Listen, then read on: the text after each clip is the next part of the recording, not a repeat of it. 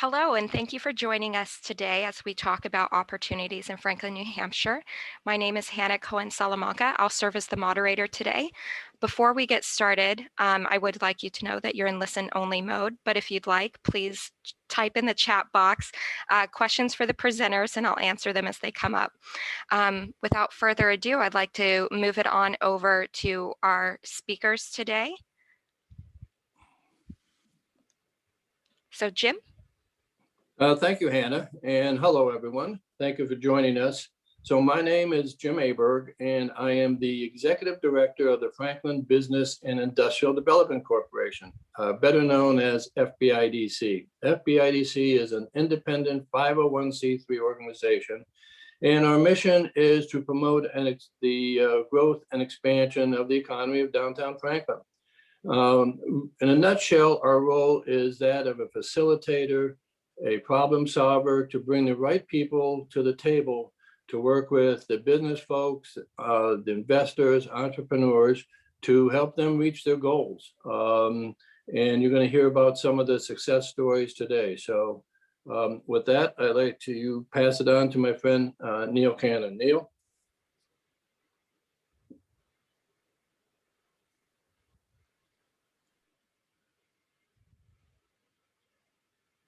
Oh, I think you're muted, Neil.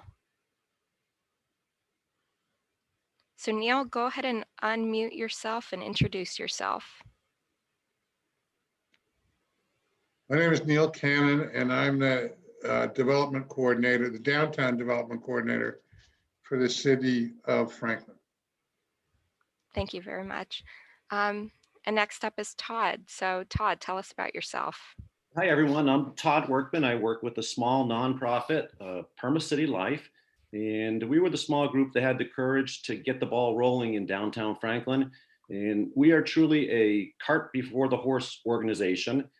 And in speaking with Jim Aberg at the FBIDC, we knew somebody had to have the courage to gain critical mass, to acquire enough real estate to create a project. So we did that.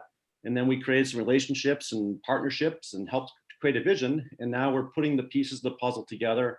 It's all action-based. We're moving from planning to implementation. And if we had a motto at Permacy Life, it would be that progress always involves risk. You simply can't steal second base and keep your foot on first. And that's really what we kind of do. We do things that may not make sense now because we're building for where Franklin's going to be in the future, not where we are today. Thank you. That's wonderful. Judy. Hello, everyone. I'm Judy Milner, and I have the honor of serving as Franklin's city manager.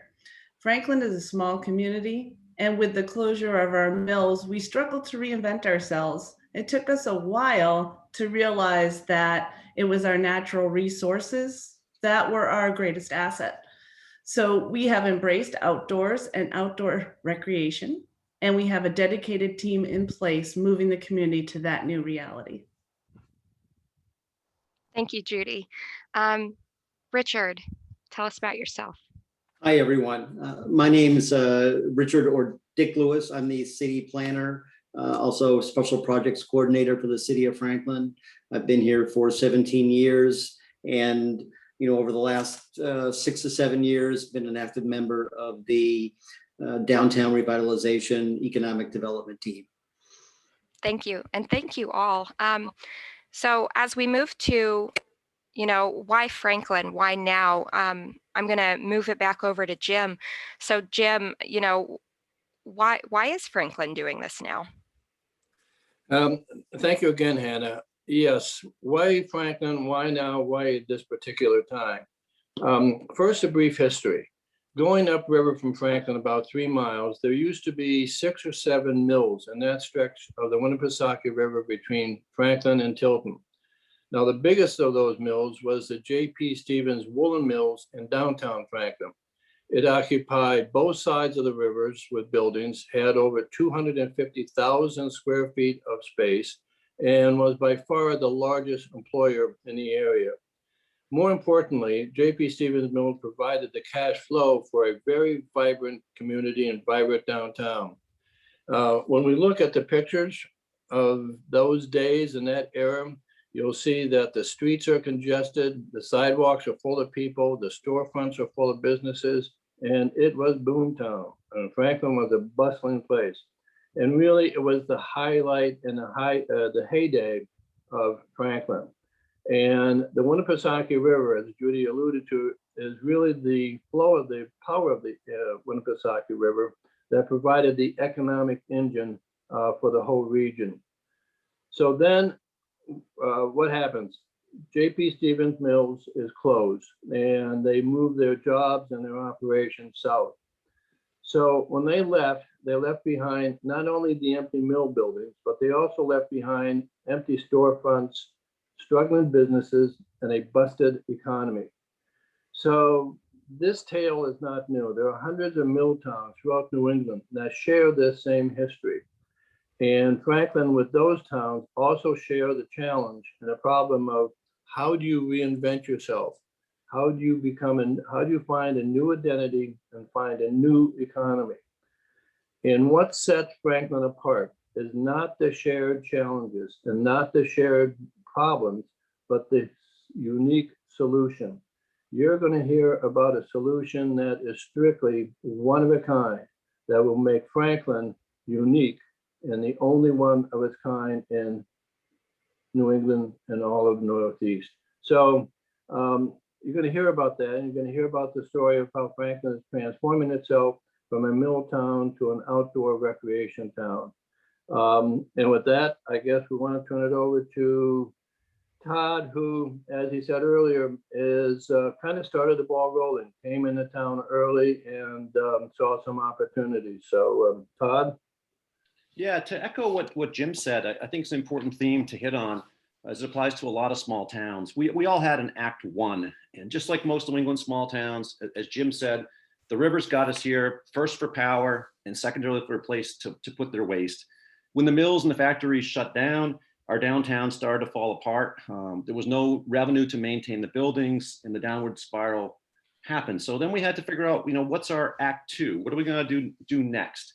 And that's where we're really going to talk a lot later on today. And our Act Two is very much focused on the whitewater and the river and what we do with that. And I'll leave that for Marty, but I just want to emphasize that we can't be all things to all people. We don't want to be in every town USA. We want to have our own sense of place, our own feel, our own character. I think about Napa Valley has wine, Hershey, Pennsylvania has chocolate. Well, Franklin Falls has whitewater. And with the whitewater, we're now building a downtown to go with it. And it's really exciting. And there's still a lot of voids and opportunities for early adapters and smart investors. Wonderful. Thank you, Todd. Marty, could you talk a little bit about the genesis of this effort? Introduce yourself and just tell us a little bit more about how this all came to be. Sure. Hi, everyone. My name is Marty Parashand. I'm calling in today from Outdoor New England. That's a for-profit business on Central Street. We are the closest whitewater retailer to the city of Boston. And a lot of what you've heard about so far is really centered on the work that we do with another organization, which is a 501c3 nonprofit called Mill City Park. Mill City Park came about because of just about everyone who's here today. We all had a role to play in an act. Right now, Mill City Park has received a lot of notoriety and press along with the city for the public-private partnership that exists creating the Whitewater Park. When I say Whitewater Park, most people think of Six Flags, but I promise you it's nothing like that. A whitewater park really is about having perpetual waves that could be surfed either on a surfboard or a whitewater kayak 365 days a year. And so we have this amazing asset that everybody's kind of already talked about. The mills overused our river here, and we're looking to put the river back in play yet again. The river has a long history of whitewater paddling going back 30-something years. It drops 77 feet per mile, so it's the perfect place to get out there and play if you like to whitewater raft or kayak. The genesis was really Perma-City Life putting the cart before the horse and making sure that somebody could work on the idea of a whitewater park here in Franklin every single day. And so they leveraged their buildings and brought me on board and paid for me to come to work on the Whitewater Park for a couple of years. That was, I don't know, 5 or 6 years ago now. Since then, we're the first park in the Northeast that has all of its permitting. We're the first park in the Northeast that has a construction date. We'll be breaking ground in the summer of 2021. And so there's a lot to it. And I think I'll talk more about it in a little bit. Yes, Marty, thank you. Now I'm actually going to pass it back over to Jim here in a moment. So we're actually going to meet a couple more people like Marty who also are early adopters, basically, who believe and are investing in Franklin. So without further ado, I'd like to go ahead and shoot it back over to Jim. Great. Thanks again, Hannah. So early adopters are those people that come in and see an opportunity before the building begins, before the hammer starts swinging. And they really are people that see the vision, share the vision, and want to get involved. Now, one of the largest building in our downtown was the old J.P. Stevens Mills with 180,000 square feet. So we were the city was very happy when Schönberg Builders came and shown an interest. I know Eric Schönberg Builders has done a lot of development throughout New Hampshire, New England. So why Franklin? What factors did you see that you wanted to make an investment here in town? Thanks, Jim. I'm Eric Schönberg. We've been developing mills in New Hampshire, Maine, and Massachusetts for 25 years. And, really a couple of factors brought me to Franklin. The main one being that there is a beautiful river and a beautiful fallow vacant mill on it. And we've developed a niche in repurposing these mills and bringing them back to life. The other key factor was that the city was very open for business.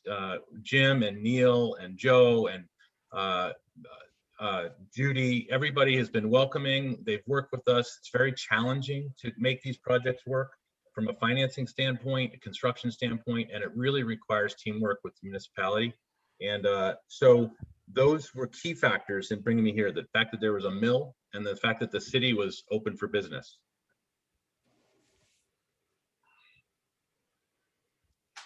Thank you, Eric. Marty, you were not only a leader in the whitewater kayaking venue, but you were also a real estate developer and buying a building. Again, what did you see that brought you here? I think I had like a unique perspective. Some of it was that I was jealous. I wanted the communities I had visited in Colorado that had whitewater parks. They really were dynamic places to live and visit. The river provides a great change every day, right? It's there, it's moving. The water you see one day, you'll never see that water ever again. And that's just like the people who use it. They funnel in and out of town.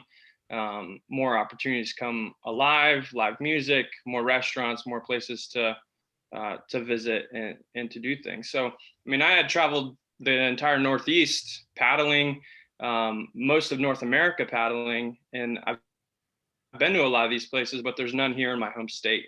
And so I really wanted to see if the sport I loved could transform a town and bring those opportunities here, because I really, really just at my heart and doing all of this because I want to surf in the river every day. A good motivation. So you bought the Beale building, which is one of the most beautiful buildings downtown. And one of your early tenants there is Damon. Damon, tell us your story. Yeah, I'm Damon Lewis, one of the owners of Vulgar Brewing Company. And yeah, we kind of saw some opportunity in Franklin, really thanks to Todd and Marty. And all of the work they'd done, they ran into one of the other owners and kind of presented this opportunity and talked about everything going on, and made us really excited to kind of be part of, revitalization of Franklin and just really be part of the change in the community. Terrific, terrific. Joe Brown, I know that you came back into town after a career outside the area and came back and wanted to get involved. So what was your motivation in choosing Franklin to open a business? Thank you, Jim. Well, a couple of things. One of my big drivers really was a saying I'd heard, it's Gandhi, be the change you want to see. As Jim mentioned, Franklin was a bustling city. I was born in Franklin. My great-grandfather worked in the mills. My grandfather was a dentist. My mother and grandmother were teachers.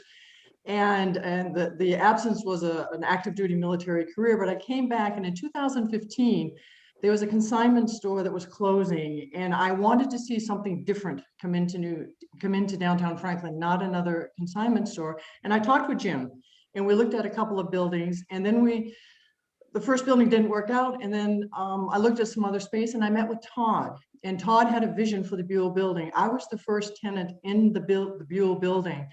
And with a lot of work from volunteers, we tore up years of flooring from different companies, and we made it the beginning of the part of the development of the Buell building. And then Todd filled out a second space for us to allow us to have a gift shop. We started with volunteers. We now are a for-profit LLC. But one of the biggest things was we needed to show Franklin that good things could come in Franklin and they could stay. And I'm very happy to say that June will be our 6th year as the Franklin Studio, now the Franklin Cafe, as we repurpose ourselves to a higher end coffee shop. Thank you, Jim.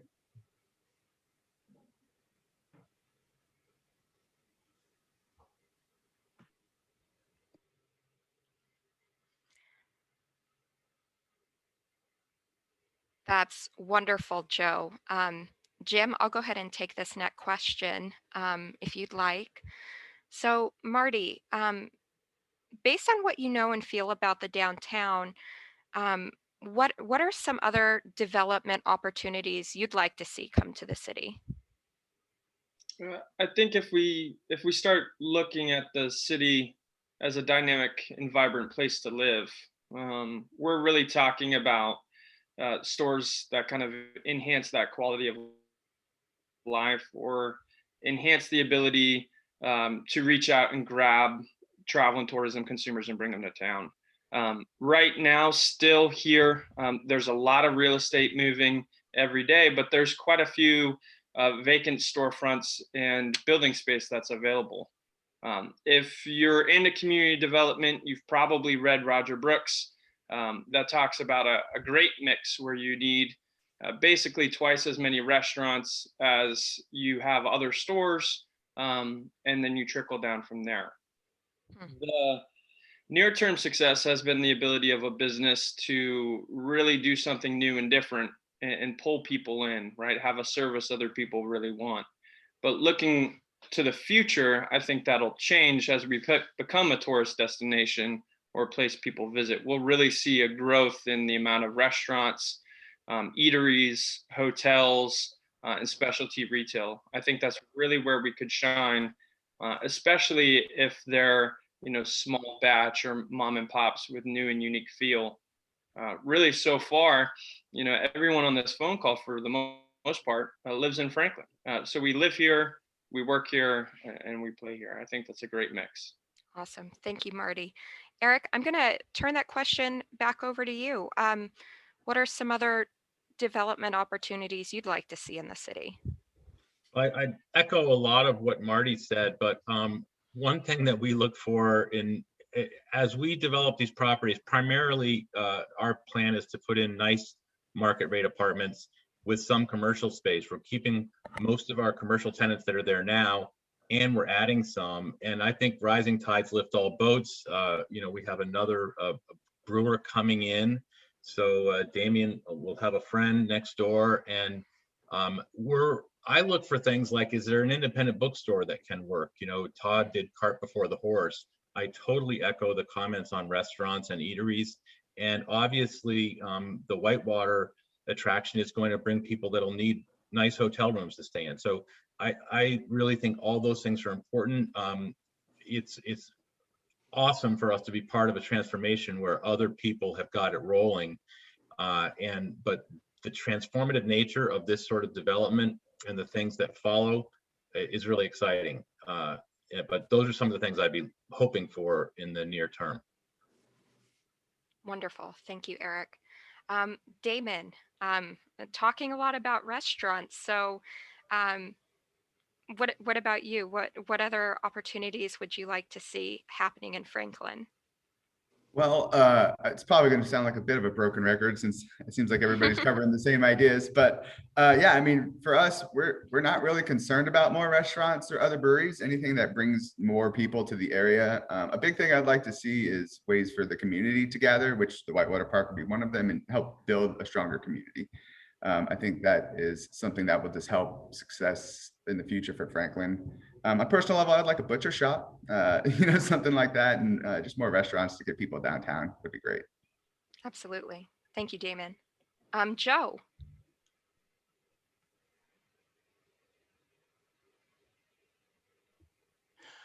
I agree with everybody about the restaurants, but something else that I would like to see too is more opportunity for nightlife and for entertainment. We have a beautiful opera house where we produce really first-class plays and events through our Franklin Footlight Theater, and also our school community has a fantastic program for all of our students that are interested in drama. We also have a theater that I would love to see repurposed into an additional entertainment venue that would then bring people downtown to the new restaurants that we want to see, to either one or the other of the entertainment venues, or even particularly once Eric finishes developing even along the river. Just, it's a beautiful walk back there. We have all the trails. I think we need to have more of a reason to bring people downtown at night. That will also help sustain all these restaurants we hope will come in. Thank you. Absolutely. Thank you for that, Joe. It's a great point. So Marty, we talked about more of the near term, but in the next 3 to 5 years, what's something you'd like to see change in the city? I would love to see the Whitewater Park open, which is a slam dunk. We will get there. We are breaking ground. We talked about a lot of things in the past. There's been a lot of work to get to this point. The first project was the Catch Housing project, the renovation of a mill, and that was exciting. And now we're talking with Eric, and he's moving forward on his mill, which is extraordinary. I think in the next 3 to 5 years, you're going to see that trend continue. We might have all the mills renovated by that point. That's incredibly highly likely. But you'll start to see the rest of the buildings follow suit. It's really, really hard in a big property, but it's also challenging in a small property when you have this many years of deferred maintenance. So I think in the next 3 to 5 years, you'll start to see blade signs on every property. You'll start to see a business in every storefront. And I'm sure there's a historian out there who will correct me, but I'm pretty confident that hasn't happened in about 40 years in this town. So it'll be incredible to see that. Absolutely. Thank you, Marty. Eric, what is it you'd like to see downtown in the next, or in the city in general, in the next 3 to 5 years? Again, echoing Marty's comments, I hope that within the early side of that, 1.5 or 2 years, we've got a couple hundred people living in the mill adjacent to the river. And then we want to provide newer, nicer housing for people in Franklin that want it, but we also feel like people that live in Concord and are priced out of that market will want to come up and get out of the bigger town and live in this cool, outdoorsy, small city. So I see in a 3 to 5 year window, similar to the project we did in Newmarket, which I believe, if this is successful, and I hope and think it will be, it was pretty transformative for the town. The community had started a few early things like Todd and you folks and Marty and you folks have. We came in, did the mills, and now 8 or 9 years later, the town is really quite different. There are lots of restaurants. There's a independent small grocery store in town. There's a sushi place. There's a barbershop. There's a yoga studio.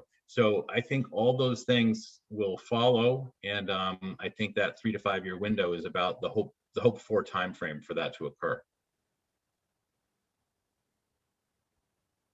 Thank you, Eric. Damon, how about you? What do you see in the next 3 to 5 years? Sorry. I hope Eric's right, because those apartments being filled would be obviously fantastic for us, and I do see that coming. And just really that most of, as Marty was saying as well, that the buildings are filled with businesses that are thriving, that are improving the facade, that are, making the city have a nice unified appearance. But really, what I kind of hope is that people are talking about all the positive change that goes on in Franklin, and that's the dialogue that people have whenever they talk about Franklin. That would be something that would be pretty exciting, and I see it coming. So, Thank you. And Joe, what do you see in the next 3 to 5 years? Well, I see a lot. There's a slogan that New Hampshire used to use: live, work, play, stay. And I think Franklin is getting to that point. If nothing else, COVID has taught us that, in fact, you can work from home and you can be successful.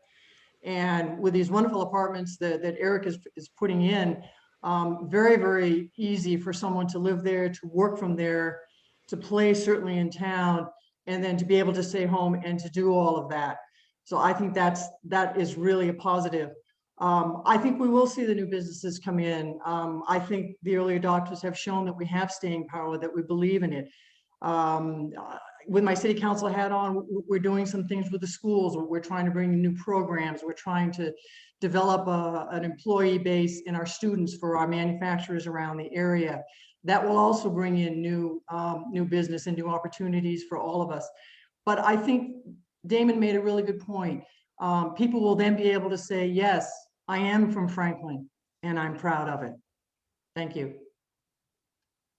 I absolutely love that. And thank you to all of our early adopters for sharing your stories and your insight and your experience. Now we're actually going to move over to Judy and Dick and talk a little bit more about just how would somebody get started with this. So Judy and Dick, I'll turn it over to you. Thank you, Hannah. First, I want to say that the city of Franklin is committed to growing our economic base, and by creating a revitalized downtown that people want to be a part of. To that end, I host a task force for revitalization that not only includes city employees, but includes stakeholders and supporters outside of the city. We as a city are also open to our investors, and we want to help them to be successful. So the city team, including the planning and zoning director, our code enforcement officer, police, fire, and our municipal services director, and myself, have sat around a table with several different developers and are available to sit around a table with any developer that wants to talk about their projects and identify potential problems and brainstorm solutions to those problems.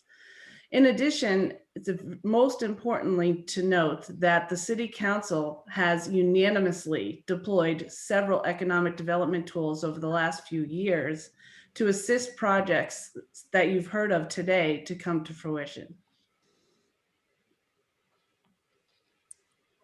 I'll jump in and I'll echo a little bit of what Judy said. Again, my name's Dick Lewis. I'm the Planning and Zoning Director. The Planning and Zoning Office operates under a variety of state statutes. And one section of one specific statute talks about the fact that planning offices and planning directors, people in my position, one of their responsibilities is to provide assistance to applicants, to potential developers, et cetera. So as Judy said, we try to create a very positive and forward-thinking public-private partnership during sort of the application and permitting process. I've always tried to provide guidance to applicants, both in the application itself. Sometimes the applications can be mind-boggling in the complexity of some of their questions and what we're asking. But it's a process that anybody can get through. And I work with engineers, surveyors, and the applicants themselves to sort of get people through that process. we can, one part, as Judy said, one part of the job that we take on a regular basis is to look at conceptual plans. We sit down at the round table and we kick things around. I provide feedback.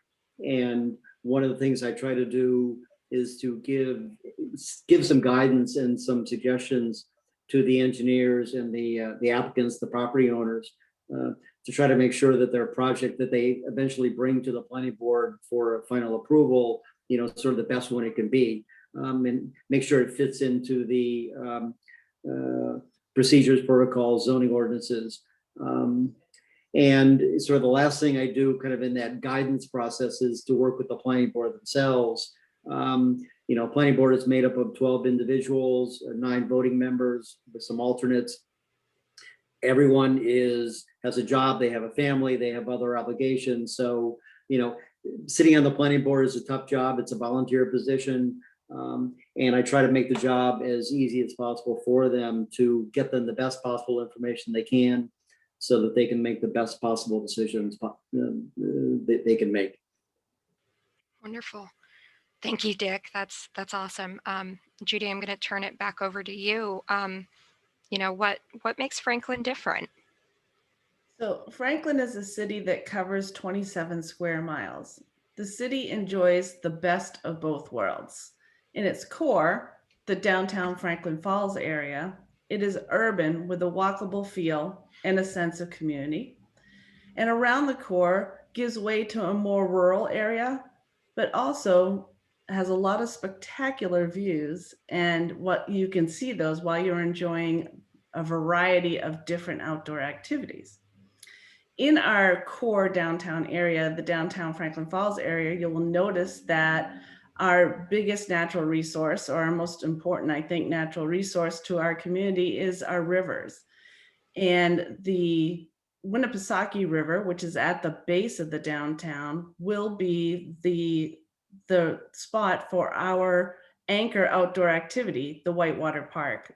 So our difference is the outdoor, our community, and the tools that will make it happen. Thank you, Judy. Marty, I'm going to kick it back over to you. Could you talk a little bit more about how the outdoors makes Franklin different? Sure. Everyone's kind of talked a lot about the mills. The thing that mills leave, or history leaves, is traces. The infrastructure that we have because of the mills has mostly been repurposed. Mix that in with the amenities that we already have, and honestly, I stack Franklin up against any town or small city in the country. It's not often that you have 150 plus miles of trails, right, which covers mountain biking, but also rail trails. It's not common to have 2 disc golf courses, a ski area, a lake, sections of whitewater mixed in with 2 other rivers for fishing. These things don't normally mix in a town. And so when you look at all of those outdoor amenities, it covers the spectrum, and most of those, except for maybe the ski area, are free for people to use. The Whitewater Park will be free for people to use. And that's an incredible benefit, right? You don't have to buy a ski pass. You don't have to drop an arm and a leg, $12 for a hot dog or a beer, at a baseball game. Like, you can come here, have a lot of fun for a low price tag, and be outside with your friends. And what we're going to see because of that, because Franklin's so small, because it's so interconnected to the world around it, like, when you drive through, that's what you're going to see. You're going to see people running the rapids. You're going to see people on bikes or hiking the trails. It's all here, and it's all so accessible that will be the new marketing of Franklin, right? It'll be really, really easy to come here, get wet, then get dirty, or vice versa, and then go have a beer. It's all here, and I don't think it's common. Definitely not in any city or town in New England, but also the country. Thank you, Marty. It sounds awesome. Now that we talked a little bit about the outdoors, I'm going to move it over to you, Neil, um, to talk about the community and the tools. So if somebody wants to come in and try some new things, how they can make it happen. So Neil, take us away.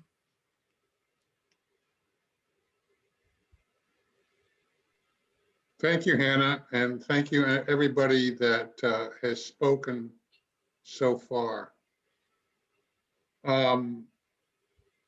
You've covered a lot, except for Marty. I have one question, Marty, to start my session, Marty. 162,000 annual visitors? Correct.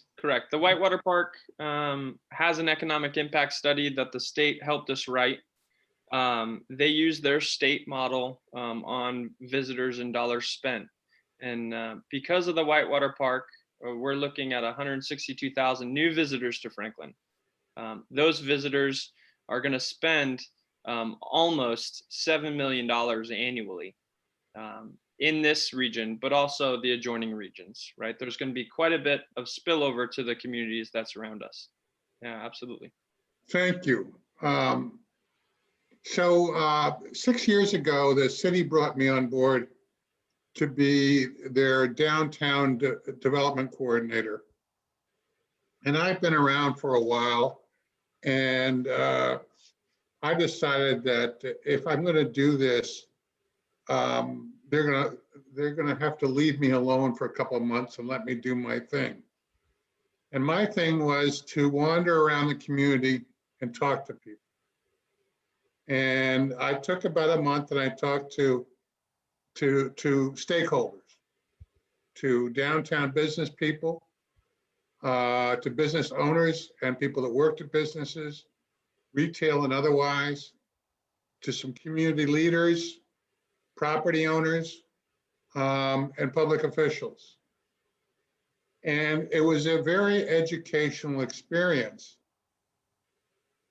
And what I learned was this, that Franklin was on the verge of change. And that change could bring great things.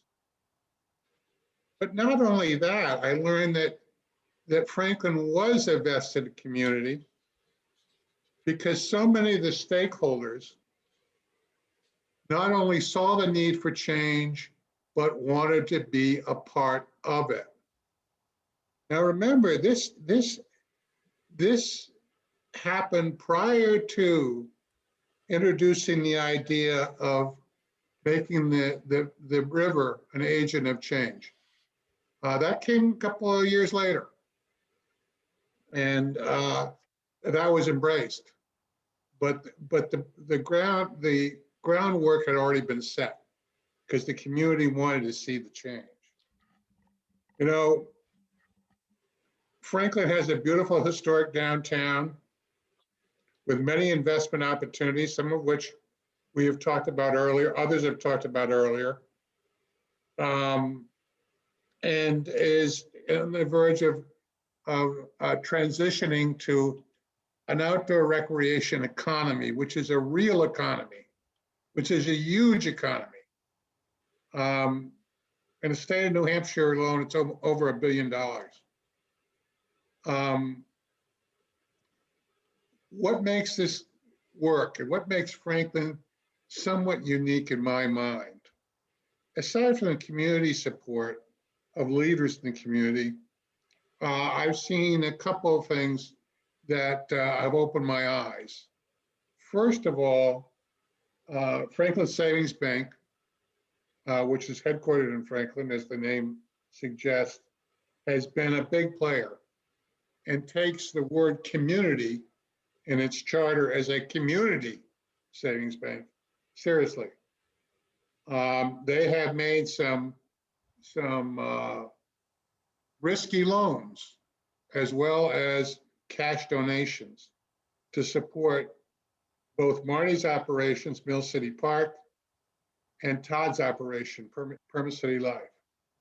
We wouldn't be there. We wouldn't have the success stories that Todd and Marty have talked about without them.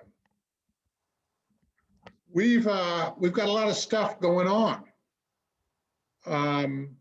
We are the state's second smallest city, but I like to say, even though we're small in size, our heart is large.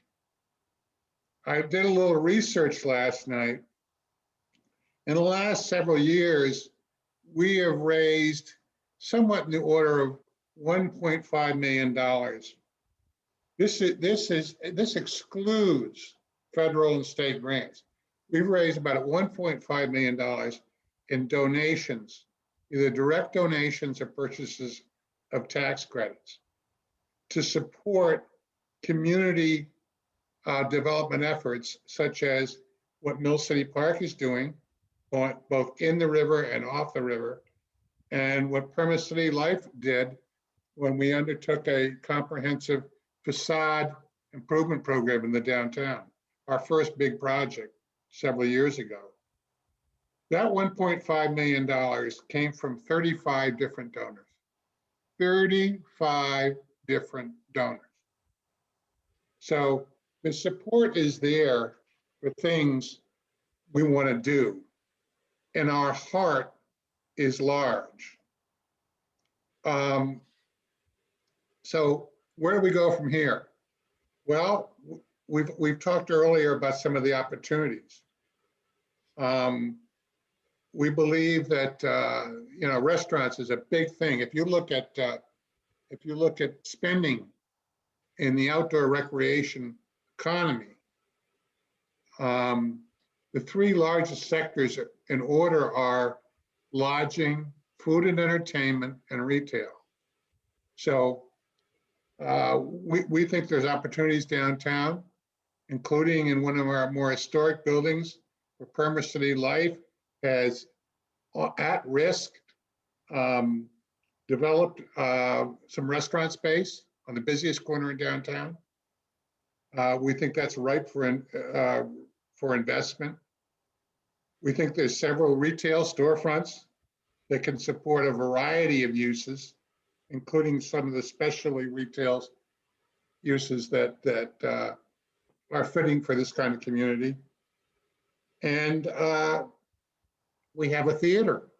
Now, I don't know if the future of that theater is as another theater or as a vibrant arts and cultural center that's multidimensional and brings people into our downtown. But we're going to take a serious look at it, and we could certainly use investment in it. And finally, where are we going to put these people? Many of them will camp. Many of them will stay with friends. Many of them will stay in B&Bs. But the city is confident that it would support that this visitation, this amount of travel and tourism would support a hotel. So the city has commissioned a hotel feasibility study, which will be taking place over the next several months. And hopefully we'll know the correct size, and first of all, figure that out, what the market is with the number of rooms we need. And then we'll be looking at possible locations. And the closer to the downtown, the better, because we want those people to spend their money downtown. So we have these opportunities, and we also have the tools to take advantage of them. And they're not just tools that sit there on the table, they're tools that we've had experience in deploying. Franklin is eligible as a federal opportunity zone, which provides an investor the ability, if they invest realized gains, to defer the tax on those gains, to reduce the tax on those gains after 5 years, and if they hold the new investment for 10 years, to have that happen on a tax-free basis, i.e. after 10 years, no gain on the new investment. There's several tax credit programs that Franklin is eligible for. We've talked about the downtown being an historic district. Many buildings are eligible for the federal historic tax credit program. When all is said and done, the federal historic tax credit can result in like 15 to 17% equity, free money. You sell the tax credits, convert it to cash, put it in your project. 15 to 17%. The new markets tax credit program, which is very competitive, but nonetheless has been successful in turning around some lagging communities. That's a 39% tax credit program, which after all is said and done, can realize equity of about 25% in your project, cash.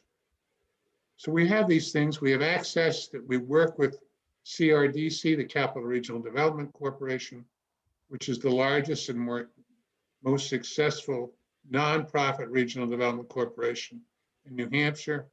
They provide some subordinated debt financing for both working capital and fixed assets. And putting all these things together, we believe we have the tools to make Franklin what all of you have talked about and bring substantial change over the next few years. Thank you. Absolutely.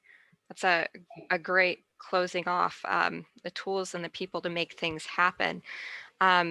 Jim, I'm going to turn it back over to you. You know, if somebody has questions or would like to learn more, I'll turn it right over to you and you could tell them how to best do that. Absolutely. Thank you, Hannah.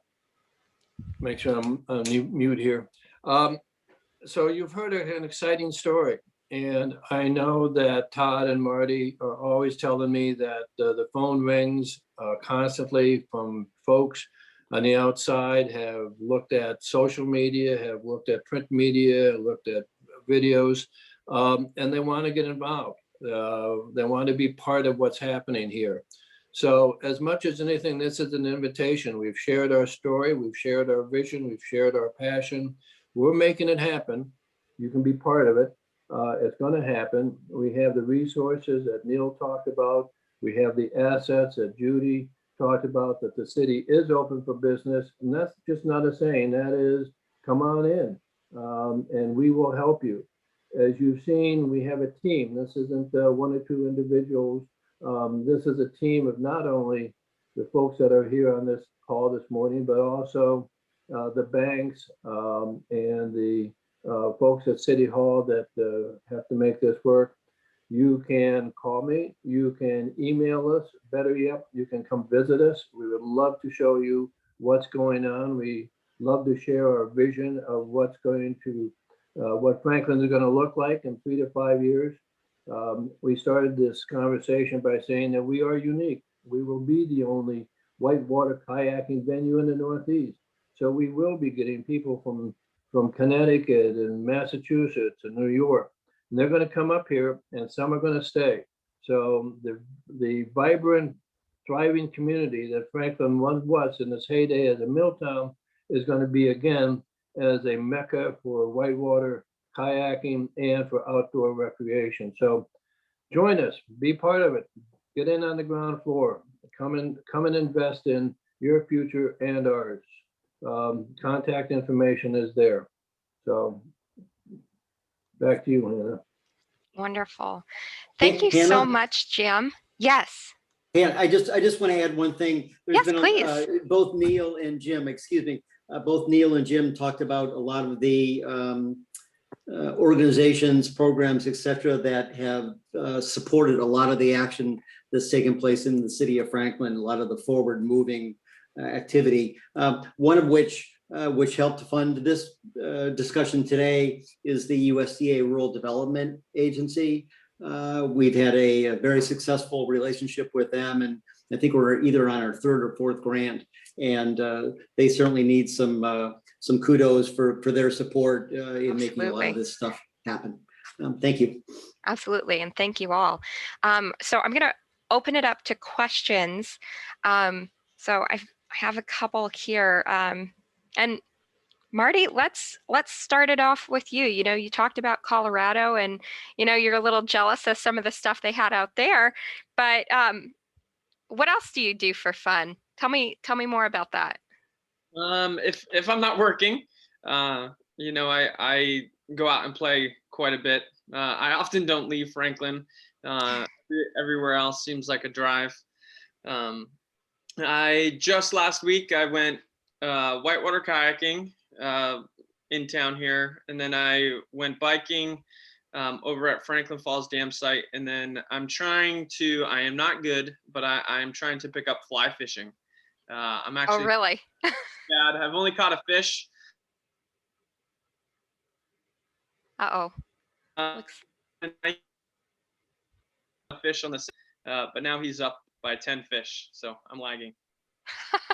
Hey, that's all right. Sounds like fun. One day I'll have to learn how to do some of that. Um, so Judy, I think this question is more for you, but feel free, Neil, to chime in as well. So you talked a little bit about the theater, and we've talked about restaurants and retail, but what are some other investment properties downtown that somebody could get involved with? Hannah, there are several properties downtown, but like we said, that, we're not trying to tie anybody's hands. We just want people to feel free to come in and look at these properties. And I do think that what everybody has said before, we are ripe for some retail, some specialty retail, lodging, and also for restaurants as well. And to reiterate what Neil had said earlier, the entire city is covered by a federal opportunity zone. So investors are welcome to be anywhere in the city and invest and take advantage of that program. That's awesome. Neil, do you have anything else Sure, I to just add to add that? that in terms of, this is a fluid situation because the market is changing and a lot of properties are turning over. And they're turning over to people who are investing in highest and best uses that are consistent with what we see happening in Franklin. But we did mention the theater, that is on the market, so we can talk about it. And if somebody contacted Jim, he would put you in touch with the people. Whether that becomes a theater again or becomes something else, we don't know. But the community, I think, and the task force is committed to finding something that fits there. And we are talking, for example, about a multi-arts facility where you can come in and have multiple disciplines. The other one, Todd has a couple of properties that Permanent City Life has. The real iconic property that Permanent City Life has really invested into and has been showing for several years is the restaurant property, which is in a historic building. And as I said, it's in the corner of downtown. And it's going to happen there. And there's no question it's going to happen there. It's just a question of when. The sooner the better. Sooner the better. Todd and his group have put the cart before the horse and said, this is going to be a restaurant. They spent a lot of money outfitting it.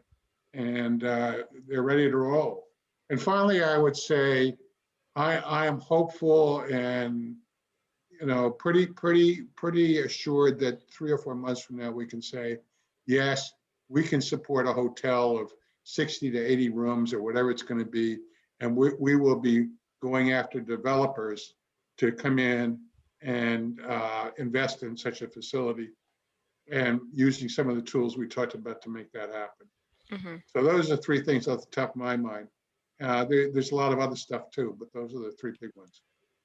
They're good big ones. Todd, Neil brought you up, so I'd like to kind of bring you into the conversation again. Looking at some of these buildings, what are, just kind of, you and Marty have had this futuristic goals for Franklin and really getting this started. So what are some businesses you think fit downtown now that people can work online and all of that? So tell me what you think. Yeah, I think it's extremely important that we continue to find ways to attract businesses and things to do into the evening hours. we really have no intent on being an old-fashioned community that rolls the sidewalks up at 5:30. And recent studies have really shown time and time again that downtowns are changing.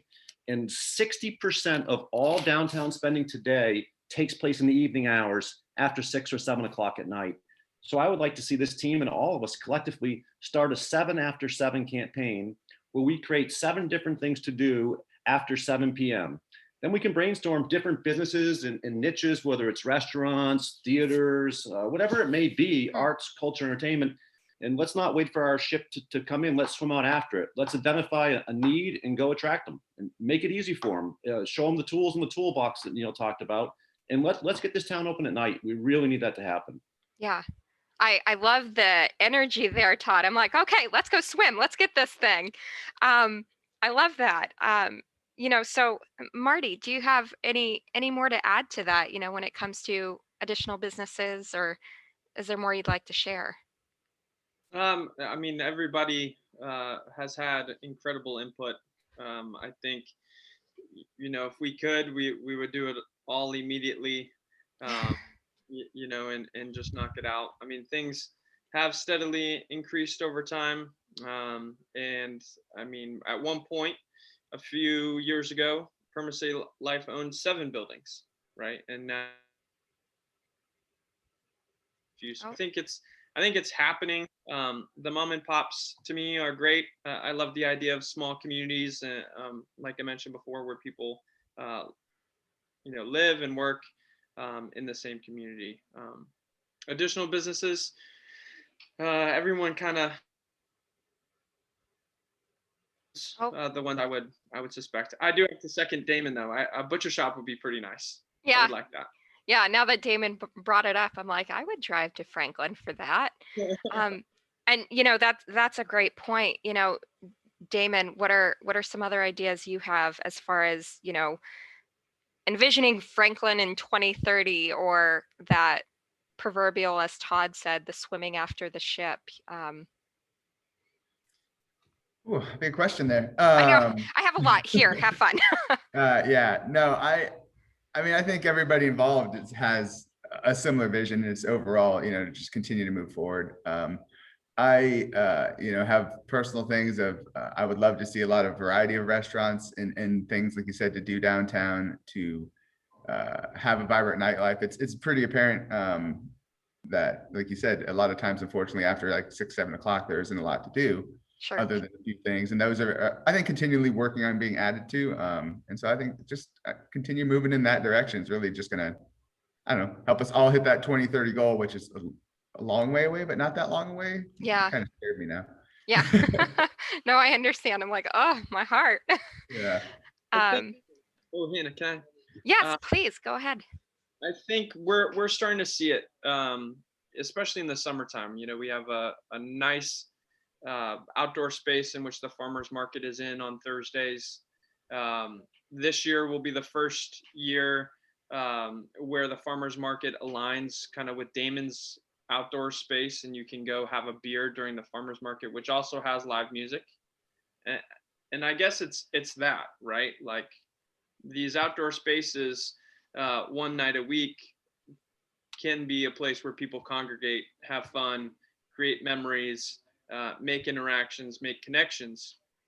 But when we move to 2030, I can really see that that's every night, right? Mm-hmm. Every night there's a function in an outdoor space in the summertime, or at the ski area in the wintertime, right? And if way back in the day, what they sold was jobs, the mills had a lot of jobs and people moved here for their jobs. What people will move here for then will be relationships and the idea of a small community. I think as we progress, if we're successful, that's what we'll see. I love it. And Judy, Joe, feel free to chime in here. Neil, you had something. Boy, so 9 years ago, roughly, I worked with Eric Chinberg, who was on earlier on his project in Newmarket. And Newmarket was a sleepy little town. And his project, which was, I think the Newmarket project is about 160,000 square feet. mill revitalization right on the river. Not as nice a river as we have in the Winnipesaukee River in Franklin. It was a sleepy little town. Not much was happening, and Eric came in, and things changed. And now the neat thing about Newmarket is they have traffic jams, and it's all attributable to what Eric did. And so, with all due respects to the city manager and the police chief, I want to see traffic jams. But in Franklin 5 years from now, one of the statistics that Eric quoted from me, I asked him, what percentage of your residents of the Newmarket mills came from Newmarket? He said less than 5%. And I see the same thing, and this is the transformative nature of what's going on. The same thing, if you look at the region and the housing demand in the region and the overpricing in Concord, I see the same thing happening in Franklin. 90% or more of people who move there or live there are going to move from outside the area. And they are going to power the new economy. Sure. You know, one more retail thing. One of the first retailers to come in across the street from Eric in Newmarket, and they're still there. I was there the other day and I looked, I didn't stop because there's so much traffic, I couldn't find a parking space. I loved it. Is a used bookstore. And you could walk into that used bookstore, get a cup of coffee, sit down on an old couch, either read today's paper or read a book off the shelf and just relax. And those are the kinds of things that, you know, they don't require, you know, heavy investment. They don't require a huge storefront, but boy, can they make the difference in terms of bringing people downtown and keeping people downtown. Because when I leave that bookstore, I might go up the street and, you know, pop in something else and buy something else at another store. So that's what we're looking for, that kind of synergy, and Absolutely. it will happen. It's just time. Absolutely. And Judy, you had mentioned this, and if you could talk a little bit more on, you know, talking about the city with, you know, big city services. You know, you have that feeling of small town and home, but you know, it's the city's more than just entertainment. So could you tell me a little bit more about what else is there? Sure.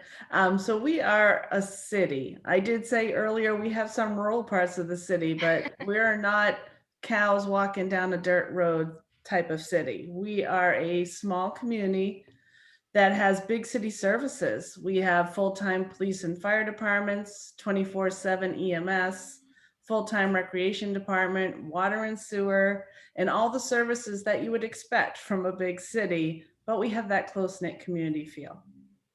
I love that. I love that. And we're actually right out of time, so I do want to be cognizant of those watching. Thank you, everybody, so much for joining today and taking the time. For those who are interested in learning more on how to get started, contact Jim. He'd love to walk you through the tools and the people who can help you out. But most importantly, we value your time and we look forward to all the good things that are happening in Franklin. So thank you, everyone, so much, and we hope to hear from you.